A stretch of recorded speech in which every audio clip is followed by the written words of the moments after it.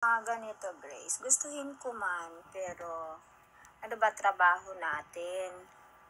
Kasi gatas at diaper, oo, nakakapanlumo.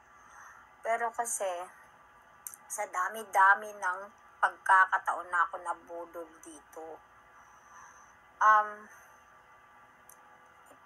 di ko alam kasi legal po ang itinutulong natin, hindi po tayo DSWD. So kung tawag nito, kailangan talaga manghingi kayo ng trabaho sa iyong barangay. Meron tayong mga proseso dyan sa ating city hall. Makahingi kayo kasi hindi sa paulit-ulit na ganun, paano kinabukasan, mauubos, hingi na naman ulit. So kung dito tayo magsa-cycle-cycle, hindi po yun maganda.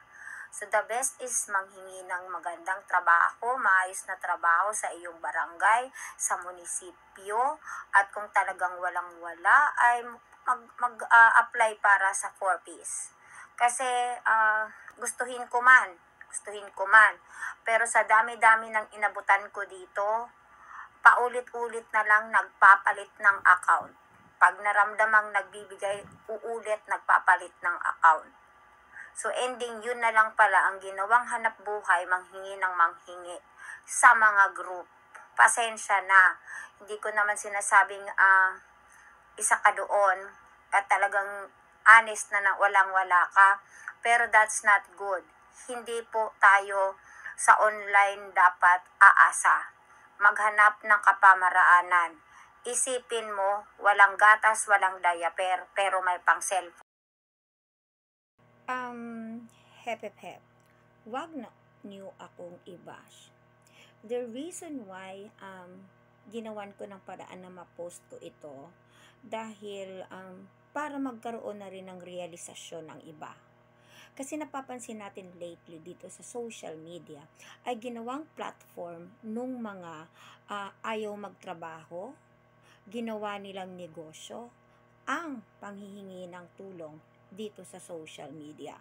Kung gusto ko lang ipaalam din sa inyo na meron po ako kasing group page that nasa 39k followers na tayo, that it's been running for 5 years already. So hindi po natin nakokontrol na meron po talaga nagpa-private message sa atin, nanghihingi ng tulong pampadibeng, nanghihingi ng tulong pampadoktor, nanghihingi ng gatas, nanghihingi ng pamasahe kung meron man silang pupuntahan may kaso. So sa puntong 'yon, kung may kaso, wala po tayong problema kung talagang walang-wala at indigent at talagang kailangan na nilang pumunta sa prosecutor o kung sa korte man dahil walang-wala. So meron pong kapamaraanan ang legal forum para mag-abot ng tulong pinansyal pag talagang napapatunayan na walang-wala, indigent as in indigent, na yun na lang yung kanilang way para ipaglaban ang kanilang karapatan ay ang pumunta para makaiwas sa mas malaking asunto, mas malaking problema na hindi siya magagawaran ng warrant ng isang WOA. So hindi natin siya babanggitin kasi mat-strike down tayo ni TikTok.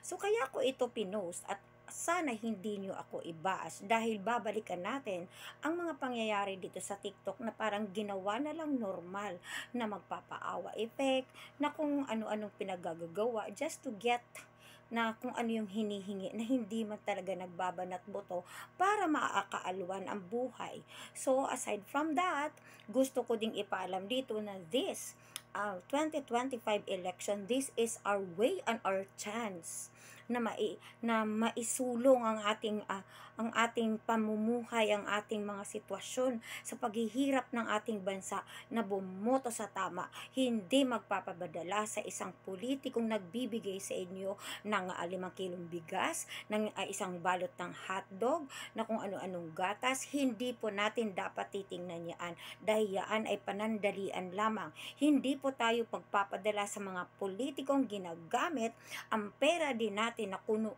ayuda nila, so hindi po dapat tayo nagpapadala dyan.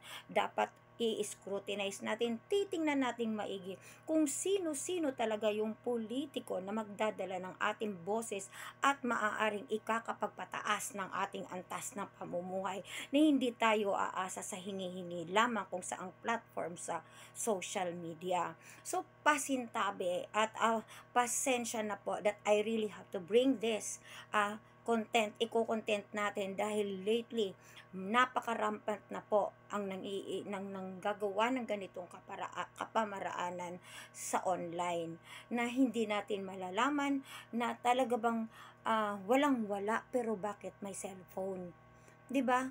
So, yun ang hindi ko maiisip Walang-walang panggatas, okay lang na hindi sila makakakain, pero nakakapag-cellphone. Kasi kung ako, personally, dadating tayo sa puntong yan, okay?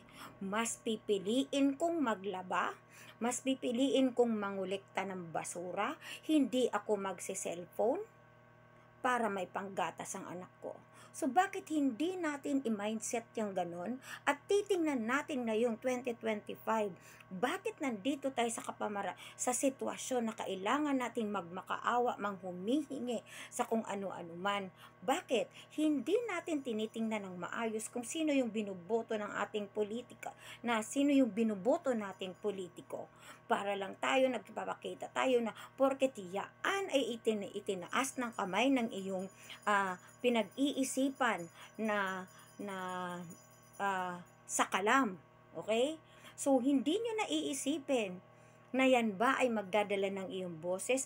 Yan ba ay tataguyod ng iyong kapakanan bilang mamamayan?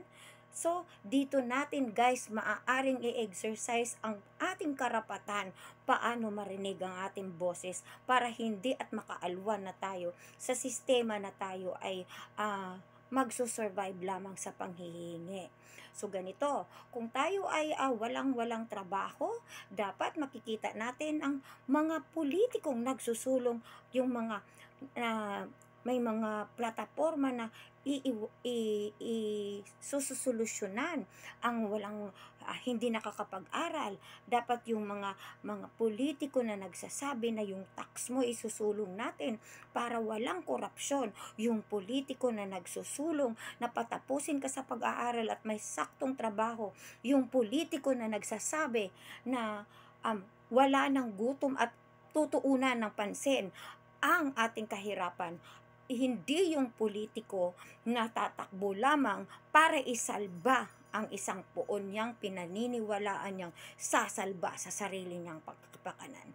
Yun lang po. Sana hindi niyo ako ibas sa pag-post na to because I have my bigger reason why ko ito ipinost. Yun lang po.